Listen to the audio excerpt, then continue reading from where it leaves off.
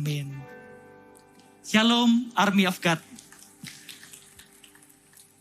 Perkenalkan, nama saya Bintoro. Saat ini saya dipercaya sebagai tim leader di Central dan North Youth. Pekerjaan saya di bidang konstruksi bangunan dan kerinduan hati saya adalah terlibat dalam perintisan 3 gereja lokal. Malam hari ini saya akan membawakan firman Tuhan yang berjudul, bisa ditampilkan di slide, Ulangan di antara penggenapan janji. Oke. Bisa next slide? Oke, kita buka sama-sama di kitab Ulangan, pasal yang ke-6, ayat ke-4 sampai ke-7. Oh ya, silakan duduk. Kita buka sama-sama ya di kitab Ulangan, pasal yang ke-6, ayat ke-4 sampai ke-9.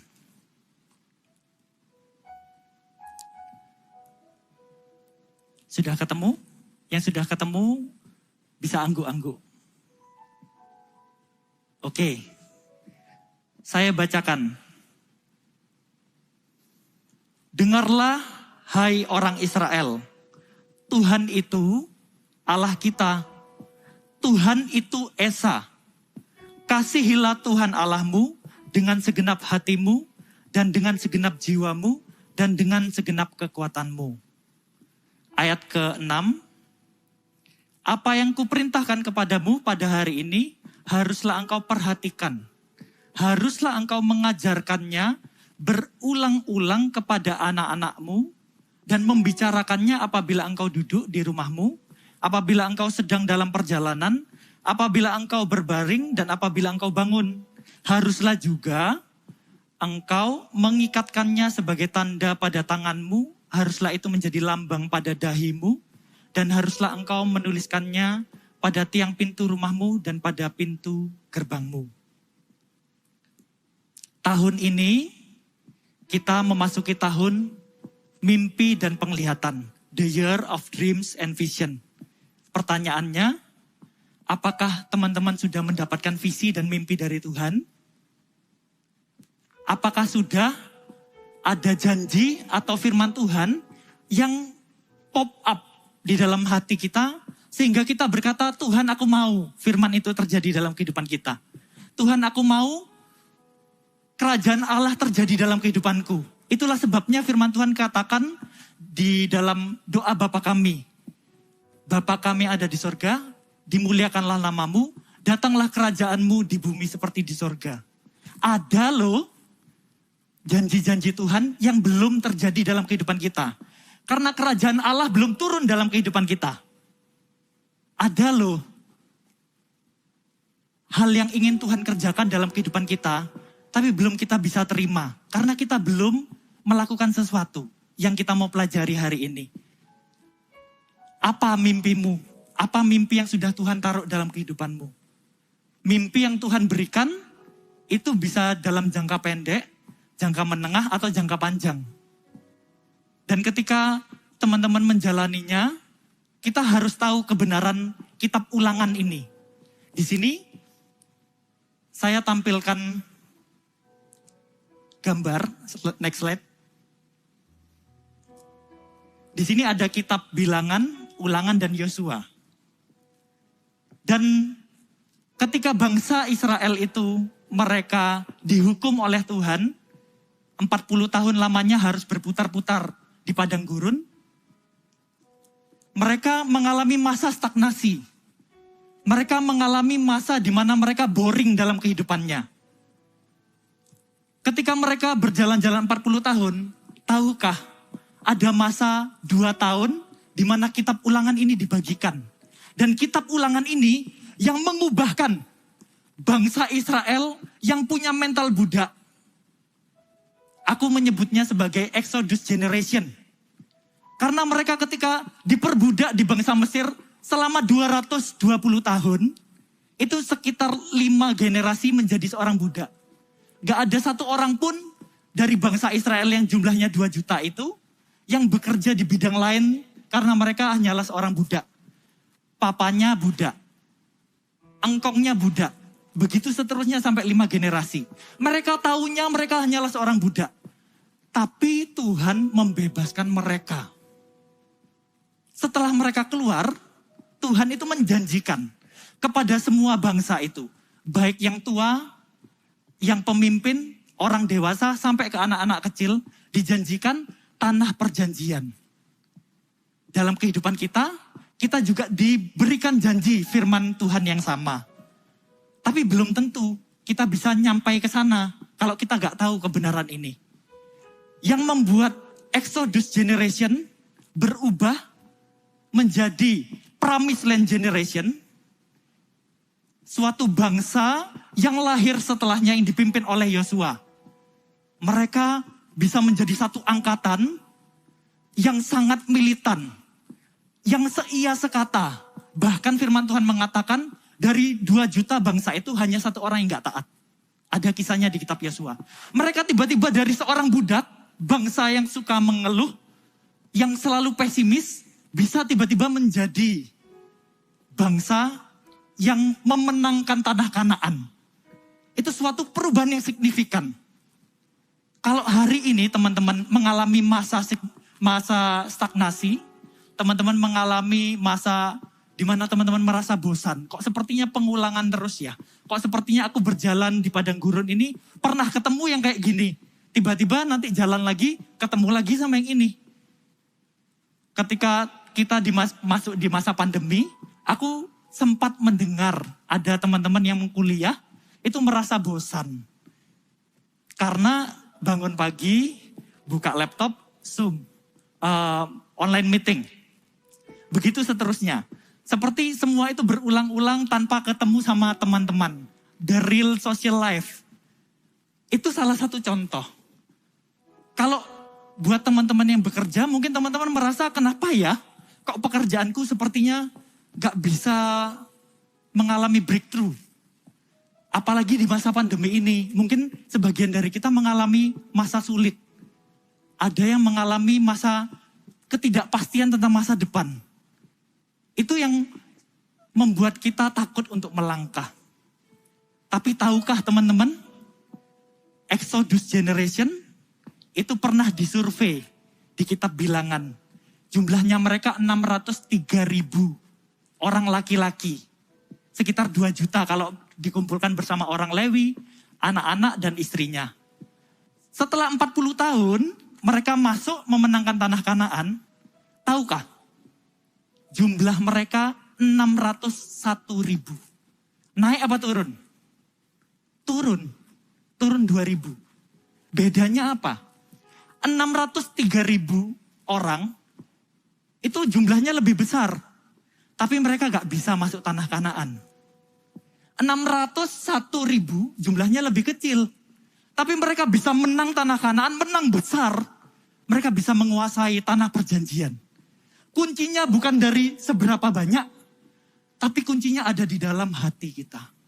Bangsa Israel boleh keluar dari tanah perbudakan, tapi hati mereka masih menjadi seorang budak. Mereka belum keluar menjadi seorang pemenang. Ini adalah bagian Tuhan untuk bisa menjadikan seorang bangsa budak yang suka mengeluh, yang pesimis. Coba kita lihat diri kita. Kita sekarang di posisi mana? Ketika Tuhan kasih janji, ketika Tuhan kasih target, kasih challenge, apakah kita didapati menjadi orang yang selalu melihat diri kita tidak mampu? Yang selalu merasa, masa sih Tuhan peduli sama aku?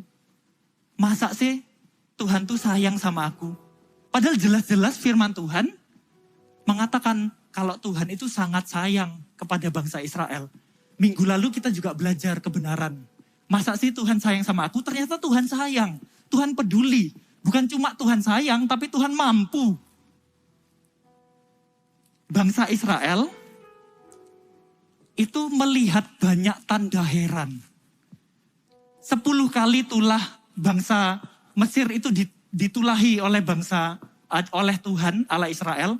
Mereka melihat sampai Firaun itu mau melepaskan bangsa ini. Padahal ini aset terbesar buat bangsa Mesir.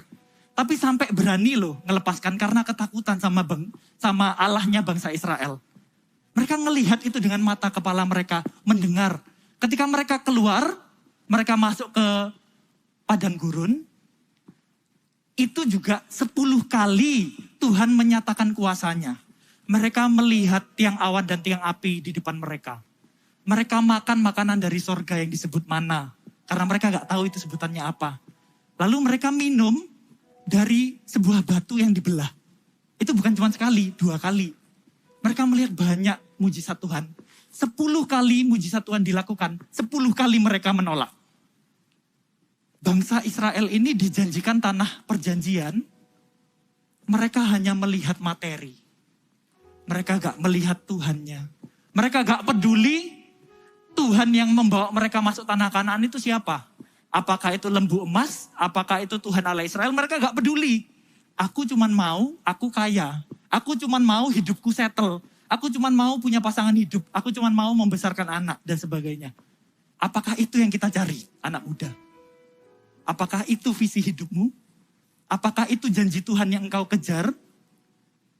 Kalau itu yang kita kejar, firman Tuhan katakan barang siapa menahan nyawanya akan kehilangan. Tapi barang siapa menyerahkan hidupnya akan memperolehnya. Ketika bangsa Israel ini diproses oleh Musa, diajari firman Tuhan yang baik dan benar. Itu pertanda kasih Tuhan. Pernah tahu ya, kalau ada anak kecil gak pernah dididik sama orang tuanya, itu jadi anak yang nakal. Musa menuliskan banyak hukum-hukum, ada Pentatorah, ada 5 kitab yang Musa tulis, itu tujuannya cuma satu. Ngasih rules, ngasih peraturan, karena Tuhan sayang. Tuhan itu sayang, tapi Tuhan itu adil.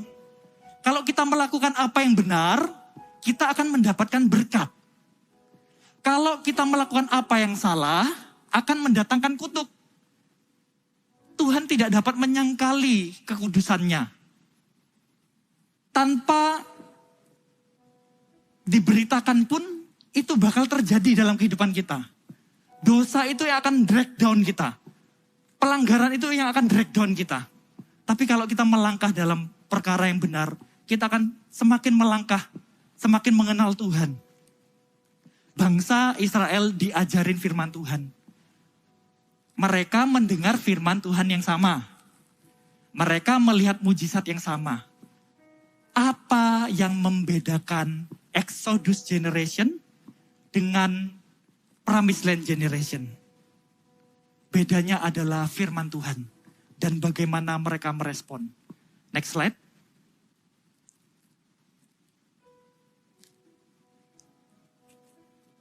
Kita baca kembali di Ulangan 6 ayat keempat sampai kelima. Menyimpan firman dalam hati. Ini poin saya yang pertama. Kita baca. Dengarlah hai orang Israel. Tuhan itu Allah kita. Tuhan itu Esa. Kasihilah Tuhan Allahmu dengan segenap hatimu dan dengan segenap jiwamu dan dengan segenap kekuatanmu. Next slide. Ada orang-orang yang mendengar, tapi tidak mendengarkan. Tahu bedanya? We can hear some noise, but we are not listening.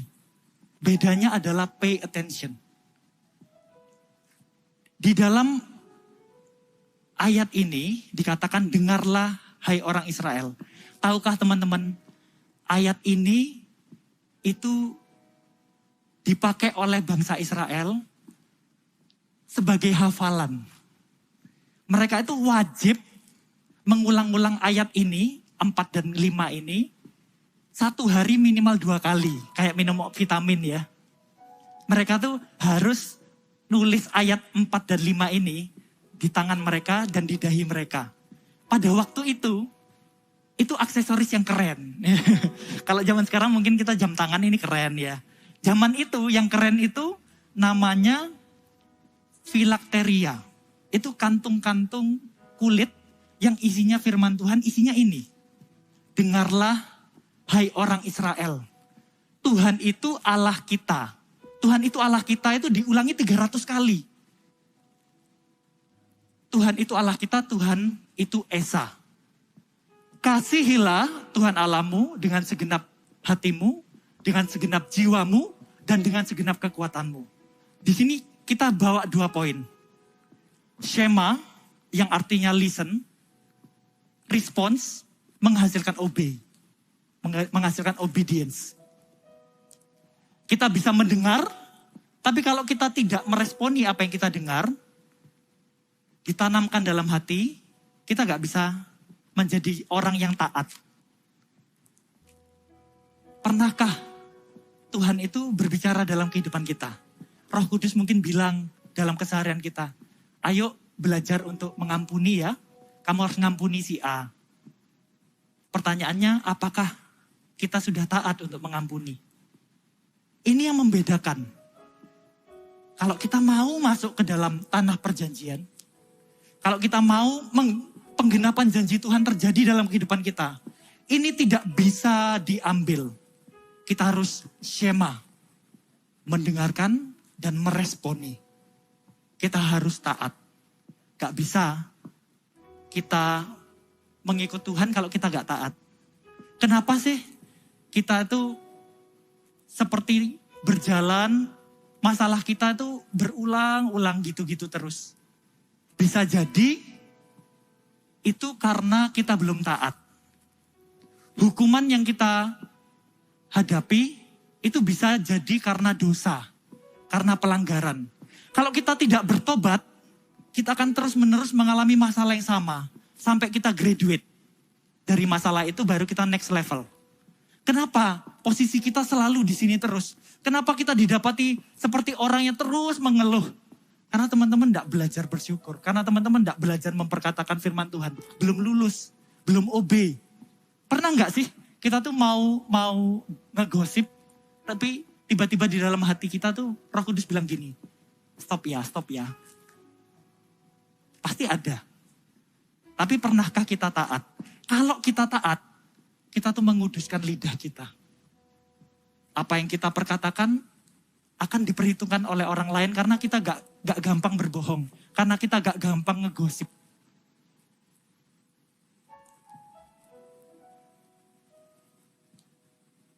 Ketika teman-teman mungkin dipercayakan sesuatu, challenge gitu ya. Mungkin sebagian dari kita merasa kita tidak mampu. Tapi tahukah ketika Musa menuliskan obey, ini Musa mengalami sendiri. Musa pada waktu umur 80 tahun, Musa itu disuruh oleh Tuhan, pergi bebaskan bangsa Israel. Musa itu mengeluh sama Tuhan, Tuhan aku ini lo gak pinter ngomong. Tuhan aku ini lo gagap. Musa lo ngalamin ini sendiri. Tapi itu Musa pada akhirnya memilih untuk obey.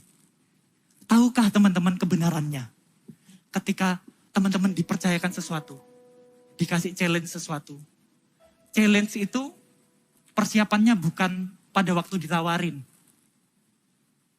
Tapi Tuhan itu sudah mempersiapkan dari masa awal kita hidup sampai ketika ditawari sesuatu. Tuhan itu sudah mengerjakan banyak hal supaya kita siap. Musa itu satu-satunya orang dari bangsa Israel yang tumbuh di dalam kerajaan Mesir. Dia diajarin tentang banyak bahasa, dia menjadi jenderal perang, dia diajari strategi berperang, dia juga diajari tentang berpolitik.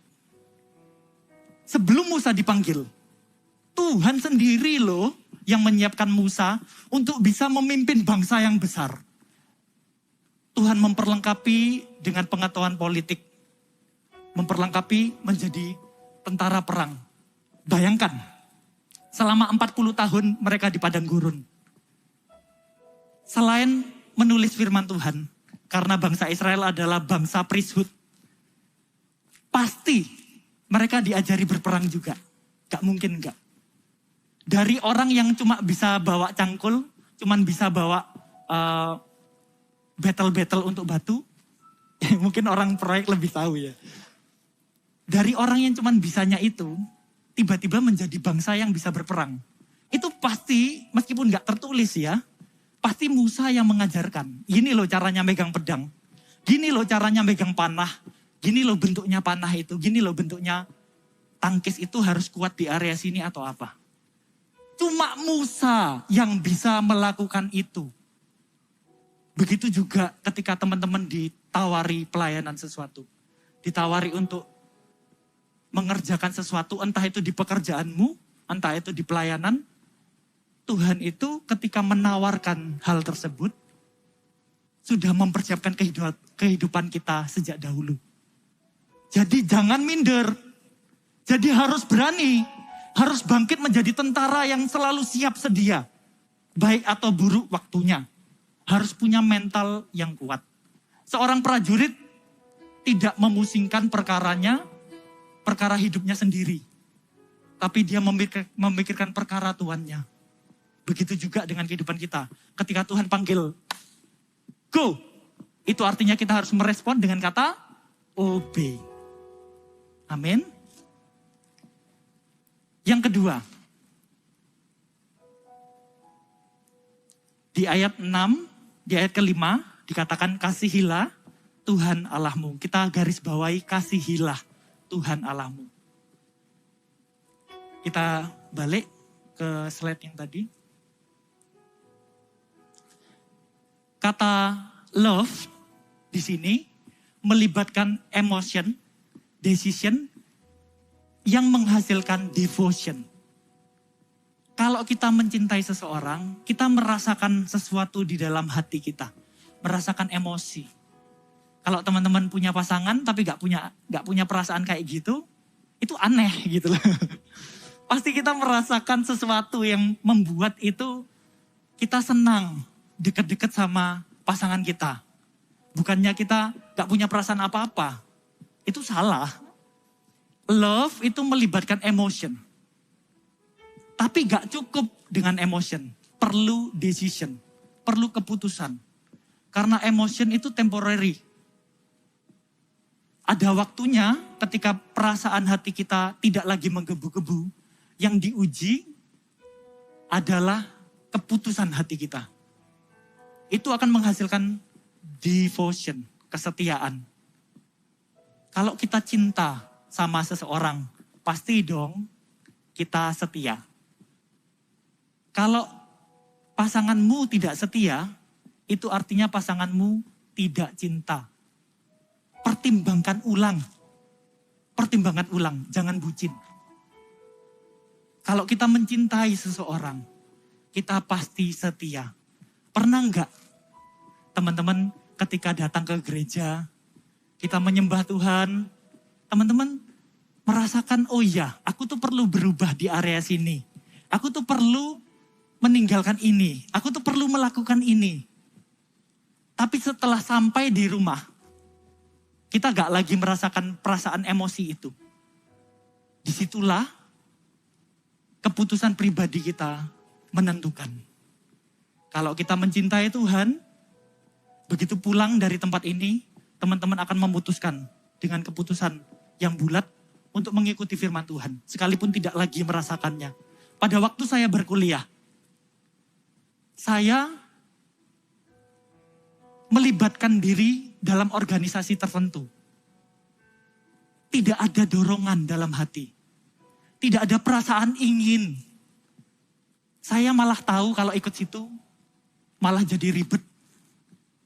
Malah waktu saya berkurang. Tapi keputusan hati saya tahu kalau Tuhan itu pengen saya menjangkau anak-anak muda. Kalau Tuhan itu pengen saya menjangkau mahasiswa-mahasiswa baru. Yang hanya bisa saya dapatkan ketika saya masuk ke dalam organisasi. Masuk ke dalam kepanitiaan tertentu. Ada waktunya teman-teman. Kalau kita mau mengikuti janji Tuhan. Kita harus memutuskan. Tanpa ada perasaan apapun, kita memutuskan. Saya mau ikut Yesus.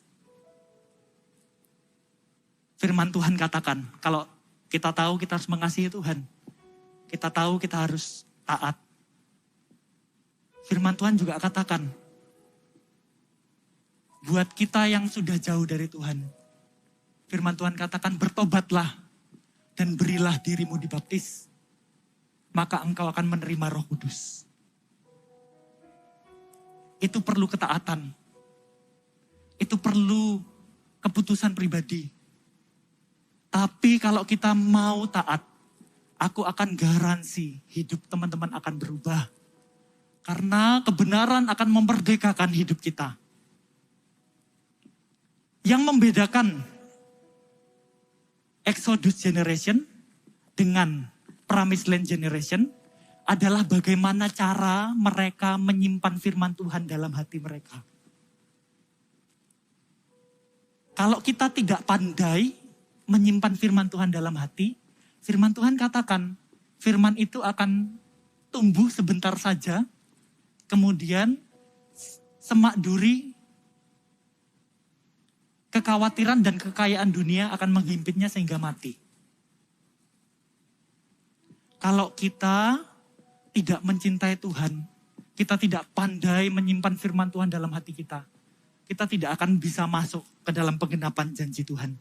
Siapa yang mau masuk ke dalam tanah perjanjian? Oke? Pernah enggak kita tuh punya janji Tuhan dalam hati kita? Entah itu Tuhan menjanjikan keselamatan untuk keluarga kita, pemulihan hubungan orang tua, pemulihan hubunganmu dengan kakak atau adikmu, atau ada janji Tuhan yang bilang kalau kamu bisa loh menjadi seperti ini.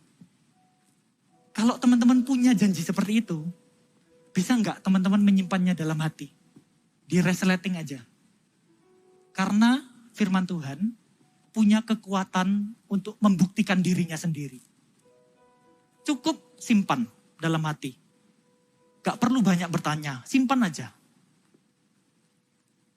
Pada tahun 2017, saya itu rindu untuk ada CG di kota Pasuruan. Karena ada anak-anak CG saya yang bela-belain datang dari kota Pasuruan untuk CG, berangkat jam 12 siang, untuk pergi ibadah tin, kemudian ikut CG Youth, pulang nyampe di Pasuruan jam 12 malam. Hati ini rasanya iba. Kasihan anak-anak SMP, SD, bela-belain berangkat. Waktu itu ada anak CG saya yang punya hati untuk anak-anak di kota Pasuruan. Waktu itu saya bilang sama teman-teman CG saya, ayo yuk kasihan mereka bela-belain datang sini. Kenapa gak kita aja yang pergi ke sana? Kita berdoa sama-sama waktu itu. Singkat cerita ternyata semakin bertambah orang-orang yang datang dari kota Pasuruan ke Surabaya hanya untuk ibadah dan ikut CG. Suatu waktu ketika saya ulang tahun, teman-teman CG saya itu dengan begitu sweet merayakan ulang tahun saya. Makanya kalau teman-teman belum ikut CG ya. Di CG itu loh kita bisa merasakan kasih. Bukan cuma merasakan kasih dari Tuhan, kita merasakan kasih dari sesama kita. Kita gak akan merasa kesepian lagi. Kalau teman-teman leader, itu artinya kita perlu membangun kasih itu. Karena tanpa kita leader yang melakukan terlebih dahulu, kita tidak akan bisa membangun budaya. Budaya itu bukan apa yang terjadi. Budaya itu adalah kita. Kalau kita membangun, budaya itu akan terus mengalir. Menjadi atmosfer. Itu yang menghidupkan. Pada waktu saya ulang tahun, saya ditanya, mau minta doa apa? Saya minta waktu itu. Saya minta ada KKR di kampus saya. Yang kedua, saya pengen coach group kita, coach group kami dipakai untuk perintisan gereja lokal. Satu aja. Masa sih gak bisa? Visi gereja Mawar Sharon itu mendirikan 1000 gereja lokal yang kuat dengan 1 juta murid. Kita tuh tidak main CG-CGan. Kita tidak main gereja-gerejaan. Di masa muda kita harus Perjuangkan visi Tuhan dalam kehidupan kita. Ini tujuan kita hidup. Apapun cita-citamu. Visi ini di atas semua cita-citamu. Memenangkan jiwa-jiwa. Memberitakan Injil sampai ke bangsa-bangsa. Memuridkan dan membaptis mereka dalam nama Bapa dan Anak dan Roh Kudus. Bisa apa tidak memenangkan seluruh bangsa. Kalau kita saja tidak mau punya beban untuk 1.000 gereja lokal, 1 juta murid. I believe in church planting. Karena orang-orang begitu hausnya datang ke kota kita. Hanya untuk ikut CG. Saya bilang sama teman-teman coach group saya. Ayo kita adopsi visi ini. Satu saja selama kita hidup. Masa gak bisa? Satu saja kita persembahkan hidup kita. Satu gereja lokal. Kalau mau, ayo kita doa sama-sama. Waktu itu acara ulang tahun serasa seperti KKR. Singkat cerita, 1 tahun masa setelah hari itu, gak ada hal yang terjadi guys. Malahan aku tuh keterima kerja dan pekerjaanku itu proyeknya 24 jam. Aku tuh bekerja dari jam 8 pagi, pulang jam 5 itu cuma 1 bulan pertama. Setelahnya saya pulang jam 8 malam, jam 10 malam, jam 12, jam 2 pagi. Jam 8 paginya harus ceklok lagi. Paling pagi itu pulang hari Sabtu, pulang sekitar jam 6. Hari Minggu kadang-kadang masuk, pulang jam 5. Pada waktu itu seakan-akan visi dan janji Tuhan itu rasanya gak mungkin lah bisa terjadi. Aku loh hidupku sudah gak ada waktulah untuk melayani Tuhan. Gak ada waktulah untuk mengerjakan ini itu. Ada loh perasaan itu. Tapi di titik itu, devotion itu penting. Kalau kita mencintai Tuhan, itu artinya kita setia sama Tuhan. Di masa-masa saya bekerja seperti itu, bahkan ketika pacar saya tanya kapan bisa ketemu, saya gak bisa jawab loh. Karena saya gak tahu kapan saya gak ngelembur. Bukan kapan saya ngelembur, tapi kapan saya tidak ngelembur. Dan posisi saya pada waktu itu tidak bisa meninggalkan proyek. Saya sampai gak bisa menjanjikan kapan bisa ketemu. Segitunya. Tapi ketika kita punya cinta akan Tuhan, saya tetap ikut CG. Karena tanpa CG, hidup saya sudah mati sebelum mati. Yang menghidupkan hidup saya cuma satu, komunitas.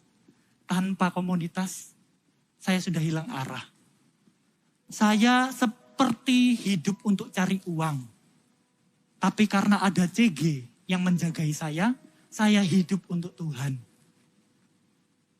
Pada waktu itu, ketika ada pertemuan, saya tetap datang.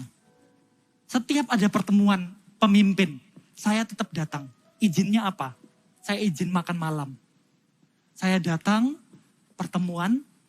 Setelah pertemuan selesai jam 9 malam, saya kembali ke proyek. Pulang jam 2 pagi. Kembali kerja jam 8. Gitu terus tiap hari. Masih punyakah waktu untuk baca firman? Masih punyakah waktu untuk menyembah Tuhan? Masih punyakah waktu untuk berdoa syafaat? Punya. Kalau kita punya devotion dalam hati kita, cinta akan Tuhan, kita akan hidup di dalam doa syafaat. Kita akan hidup di dalam firman. Kita akan hidup dalam penyembahan. Ketika hidup kita banyak tekanan, disitulah devotion itu harus dibuktikan dengan keputusan pribadi. Amin. Kita lanjut ke poin kedua. Next slide. Poin kedua, kalau kita mau masuk ke dalam tanah perjanjian, kita mau penggenapan janji Tuhan itu terjadi dalam kehidupan kita perlu detox ilahi. Kalau tubuh kita perlu detoks supaya kita sehat, seperti yang kita bahas di CG dalam minggu ini, kita juga perlu detoks yang asalnya dari Tuhan. Kalau firman Tuhan tidak ada di antara bangsa Israel yang keluar dari tanah Mesir, tidak diajarkan firman Tuhan, mereka tidak akan bisa masuk ke tanah Kanaan menjadi generasi tanah perjanjian. Gak bisa. Sekalipun bangsa Israel keluar 10 kali dari tanah Mesir, mereka gak akan bisa masuk ke tanah Kanaan kalau tidak ada firman di tengah-tengahnya. Kalau tidak ada pengajaran firman di tengah-tengahnya. Kenapa masalah kita gak pernah selesai? Mungkin karena kita belum melibatkan Tuhan.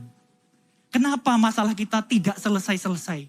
Mungkin karena kita tidak mau cari firman Tuhan. Gak mau cari wajahnya Tuhan. Ketika ada firman Tuhan di tengah-tengahnya, itu mendetoks bangsa budak menjadi bangsa pemenang. Next slide.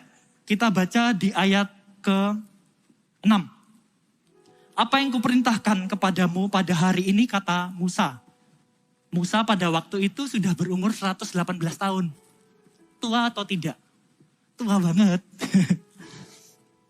Apa yang kuperintahkan kepadamu pada hari ini haruslah engkau perhatikan. Ini kayak engkong-engkong ngomongin anak-anaknya. Ini sangat dituakan. Satu-satunya orang yang paling tua pada waktu itu Musa. Yosua itu perkiraan umur 80 tahun lah pada waktu itu. Ini satu-satunya orang yang umur 118 tahun. Pasti didengarkan. Kalau orang sudah tua, kira-kira perkataannya penting atau gak penting? Penting banget, ya kan? Nah, apa yang kuperintahkan padamu harus engkau perhatikan. Haruslah engkau mengajarkannya berulang-ulang kepada anak-anakmu dan membicarakannya apabila engkau duduk di rumahmu. Kita garis bawahi berulang-ulang. Kalau kita mengalami masa stagnasi, bawalah kepada Tuhan. Kalau kita mengalami masa di mana kita seperti setback. Bisnisku kenapa ya kok turun ya? Padahal aku sudah targetkan tahun ini omsetnya sekian. Mengalami setback. Jangan khawatir. Kita udah belajar, bukan tentang omsetnya, bukan tentang jumlahnya. Tapi bagaimana hati kita diubahkan. Ada suatu artikel, psikologi, menjelaskan tentang bagaimana pikiran alam bawah sadar kita, kata lainnya adalah hati, itu mengendalikan 95% kehidupan kita. Ketika kita bangun tidur, kita gosok gigi, kita makan, kita aktivitas, kita bekerja, dan sebagainya sampai akhirnya kita tidur lagi. 95% itu repetisi. 5% diantaranya itu something new kalau kita belajar. Kalau kita tidak belajar sesuatu, itu artinya 100% kehidupan kita repetisi. Nah,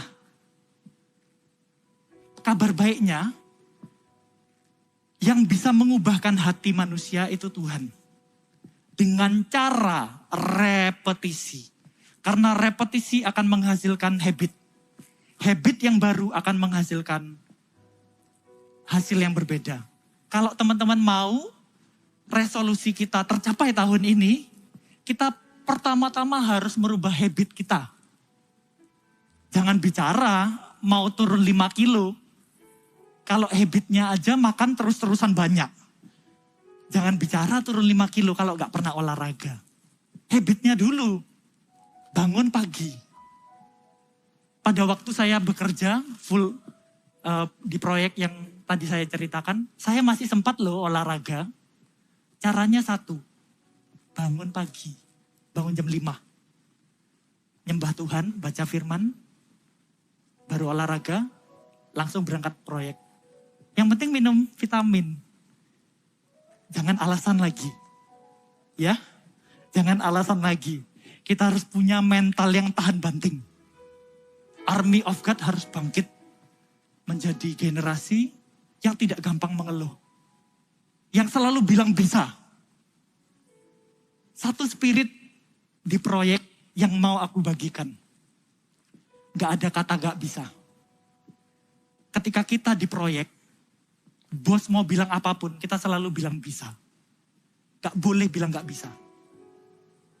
Nanti dalam perjalanannya, kalau ternyata memang gak bisa, direncanakan ulang. Tapi pertama kali respon yang harus dilakukan adalah bilang bisa. Itu sudah umum di proyek. Tahukah teman-teman, kalau kita mau mengubah hidup kita perlu repetisi. Repetisinya bukan bilang kata-kata positif, gak ada kuasanya. Kita perlu repetisi firman Tuhan. Berulang-ulang. Jangan bilang gak ada waktu untuk baca firman. Di perjalananmu ketika engkau kampus, perjalananmu ketika engkau bekerja, bisa gak sih dengerin firman Tuhan pakai headset? Bisa. Bisa gak sih ketika sedang berjalan kaki di kampus sambil berbahasa roh, sambil mendoa syafaatkan seseorang? Sangat bisa. Next slide. Saya mau ajarkan nyanyian Musa.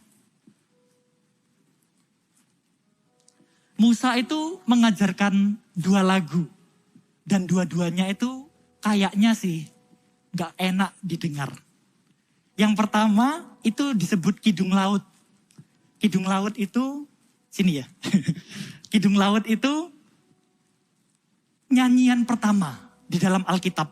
Kalau kita cari kata nyanyian, itu pertama kali Musa yang buat. Namanya Kidung Laut. Kalau kita baca, itu bukan lagu guys. Kalau lagu kan ada verse-nya, ada ref-nya, terus diulangin lagi. Itu namanya lagu. Gampang diingat, enak didengar. Tapi ini enggak. Ayatnya banyak banget. Kata-katanya beda semua. Sulit dihafal. Tapi katanya Musa, itu lagu. Itu nyanyian. Dan Musa menulis lagi di masa tuanya nyanyian Musa di Ulangan 32. Itu nyanyian juga, kita buka ya. Ulangan 32. Supaya teman-teman ada gambaran lagunya bakal seindah apa. Kata-katanya seperti ini. Ini lagu ya guys. Pasanglah telingamu hai langit, aku mau berbicara. Baiklah bumi mendengarkan mulutku. Mudah-mudahan pengajaranku menitik laksana hujan. Perkataanku menetes laksana embun. Laksana hujan renai di atas tunas muda. Laksana diurus hujan ke atas tumbuh-tumbuhan. Sebab nama Tuhan kuserukan. Berilah hormat kepada Allah kita. Gunung batu yang pekerjaan sempurna karena segala jalannya adil dan sebagainya. Sampai ayat 32. Itu enggak seperti lagu. Tapi ternyata kebenarannya, kalau kita mau menyembah Tuhan, gak perlu nada yang indah. Gak perlu kata-kata yang baik. Kita hanya perlu menyembah Tuhan apa adanya. Kita hanya perlu membawa nyanyian baru. Kenapa saat teduh kita terasa kering? Karena kita terus-menerus menyanyikan lagu lama. Kita terus-menerus menyanyikan lagu yang tidak sesuai dengan hati kita. Hati kita hancur, hati kita haus sama Tuhan, tapi kita nyanyikan apa ya? Dahsyat, kuat dan penuh kuasa. Itu kan gak matching gitu loh sama hati kita. Tapi kalau kita nyanyikan sesuatu yang berasal dari hati kita, nyanyian baru, ketika kita hancur hati, kita nyanyikan ku datang padamu, Bapa terang apa adanya. Itu berasal dari hati. Itu yang membuat hati kita tuh menjadi fresh. Nyanyian itu jangan dibuat-buat. Bahkan lagu seseorang kita ubah kata-katanya menjadi mazmur hati kita. Kita nyanyikan haleluya, ku mau menyembahmu Tuhan, sebab kasih setiamu panjang di hidupku. Kita nyanyikan dengan nada yang amburadul, tapi yang penting kata-katanya berasal dari hati. Itu namanya nyanyian baru. Dapat pengertian baru ya tentang menyembah Tuhan. Hari-hari ini firman Tuhan katakan gini. akan datang dan sudah tiba waktunya. Engkau tidak akan lagi menyembah Tuhan di atas gunung batu ini. Tapi engkau akan menyembah Tuhan dalam roh dan kebenaran. Repetisi terus. Kenapa Musa mengajarkan nyanyian? Karena di balik nyanyian ada firman Tuhan. Cari lagu apapun penyembahan Tuhan. Semuanya pasti isinya tentang firman Tuhan. Semuanya pasti isinya tentang pengenalan akan Tuhan. Aku tidak khawatirkan hari esok. Seperti rusa rindu sungaimu. Semuanya isinya firman. Itu yang membuat ketika kita hidup di dalam penyembahan, ada kuasa karena ada firman. Itu yang mendetoks. Ketika kita hidup dalam penyembahan itu mendetoks karena ada firman Tuhan. Ketika bekerja, jalan kaki, perkatakan firman Tuhan. Renungkan apa yang dibaca tadi pagi.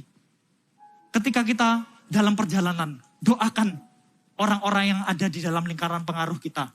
Orang tua kita, pemimpin kita, pasangan kita, anak-anak CG kita doakan satu persatu. Gak usah lama-lama. 2 menit aja satu orang. Kita akan menjadi angkatan yang saling bergandengan tangan.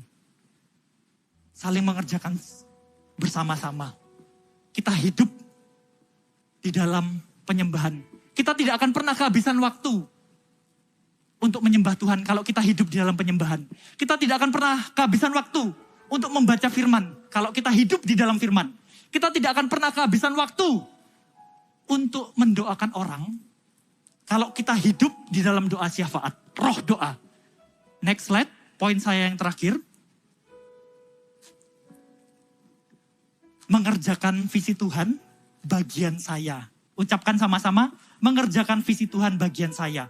Orang yang bisa masuk ke dalam tanah perjanjian adalah orang yang mengerjakan bagiannya. Next.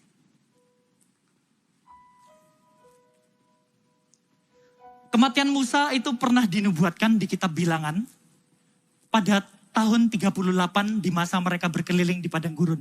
Tapi gak langsung meninggal. Ternyata kehidupan Musa tuh di-extend 2 tahun ketika penulisan ulangan ini. Di akhir kitab ulangan, akhirnya Musa itu baru meninggal. Di ulangan 31 ayat 14 itu diingatkan, bentar lagi kamu mati loh. Bentar lagi kamu akan tak panggil loh. Baru tergenapi di 34 ayat 1 sampai 5. Itu baru benar-benar Musa diangkat. Kenapa bisa kayak gitu? Next. Ini yang menjadi kuncinya. Tuhan berfirman kepada Musa, naiklah ke gunung Abarim ini dan pandanglah negeri yang kuberikan kepada orang Israel. Sesudah engkau memandangnya, engkau akan dikumpulkan kepada kaum leluhurmu sama seperti Harun abangmu dahulu. Next, ayat yang terakhir. Lalu berkatalah Musa kepada Tuhan, biarlah Tuhan Allah dari roh segala makhluk mengangkat atas umat ini seorang yang mengepalai mereka waktu keluar dan masuk dan membawa mereka keluar dan masuk. Supaya umat Tuhan jangan hendaknya seperti domba yang tidak mempunyai gembala. Musa sudah tahu, waktunya singkat. Waktu hidupnya tinggal 2 tahun, dia tahu. Tapi ketika dia dikasih tahu oleh Tuhan, kalau Musa tidak akan masuk ke dalam tanah perjanjian. Musa itu tetap mengerjakan visi Tuhan bagiannya Musa. Tinggal 2 tahun. Musa mengulang-ulang terus kitab ulangan ini. Tertulis 4 kali mengumpulkan umat Israel dan membacakan kitab ulangan berulang-ulang kali 4 kali pertemuannya. Musa mengambil bagian dengan firman Tuhan yang diberitakan, umat Israel akan bangkit menjadi tentara. Musa mengambil alih bagiannya. Waktunya tinggal sedikit, gak lama lagi. Waktunya tinggal sedikit, gak lama lagi. Berapa waktu yang masih Tuhan percayakan dalam kehidupanmu untuk masih tinggal di kampus? Berapa waktu yang masih Tuhan percayakan dalam kehidupanmu untuk mengerjakan di AUG? Waktunya singkat. Mau ngapain kita selama waktu singkat ini? Ada yang tinggal 2 tahun, ada yang tinggal 1 tahun. Mau ninggalkan apa? Apakah kita mau meninggalkan generasi bawah kita yang tidak tahu firman? Tidak mengalami transformasi kehidupan? Atau kita mau seperti Musa yang ngambil alih, ini waktunya Tuhan. 2 tahun ini Aku akan kerjakan sesungguh-sungguhnya. Aku akan kerjakan sebaik-baiknya masa mudaku. Ku persembahkan kepada Tuhan untuk mengerjakan visi 1000 gereja lokal 1 juta murid. Untuk mengerjakan keselamatan generasiku. Jangan bilang anak-anak kampus tidak bisa mengerjakan visi 1000 gereja lokal 1 juta murid. Sangat bisa. Bisakah engkau melihat ribuan orang itu datang dari berbagai penjuru daerah? Ketika kita memenangkan keselamatan mereka. Mereka adalah benih-benih pemimpin 1000 gereja lokal 1 juta murid. Lihatlah dengan cara Tuhan memandang. Waktunya singkat. Mari datang ke Tuhan. Saya undang tim PAW. Yang pertama, menyimpan firman Tuhan dalam hati. Yang kedua, detoks ilahi dengan firman Tuhan. Yang ketiga, mengerjakan visi Tuhan bagian saya. Kalau kita mengerjakan ini, kita akan masuk ke dalam tanah perjanjian kita. Mari kita nyanyikan.